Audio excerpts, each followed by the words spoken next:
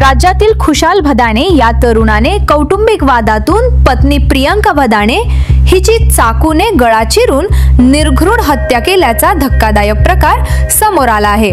हा तरुण इथवरच थांबला नाही तर पत्नीची हत्या केल्यानंतर त्याने स्वतः आत्महत्येचा प्रयत्न केला आहे। दरम्यान पत्नीच्या आक्रोशामुळे ग्रामस्थांनी भदाणेच्या घराच्या दिशेला धाव घेतली होती। त्यामुळे आत्महत्येच्या प्रयत्नात असलेल्या तरुणाचा जीव वाचवण्यात ग्रामस्थांना यश आले। मात्र पत्नीचा गळा चिरल्याने प्रियंका या महिलेचा जागीच मृत्यू झाला। जळगाव जिल्ह्यातील पाचोरा तालुक्यातील जारगाव येथे पहाटे 5:30 वाजेच्या सुमारास घडलेल्या या थरारक घटनेमुळे खळबळ उडाली आहे।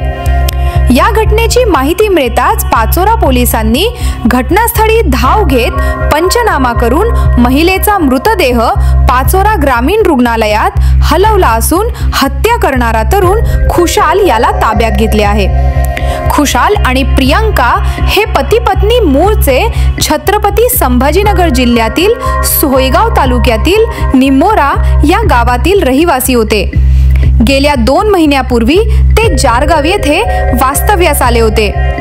खुशाल हा तरुण मिस्त्रीचे काम करायचा, मात्र पती पत्नीमध्ये कायम वाद होत होते।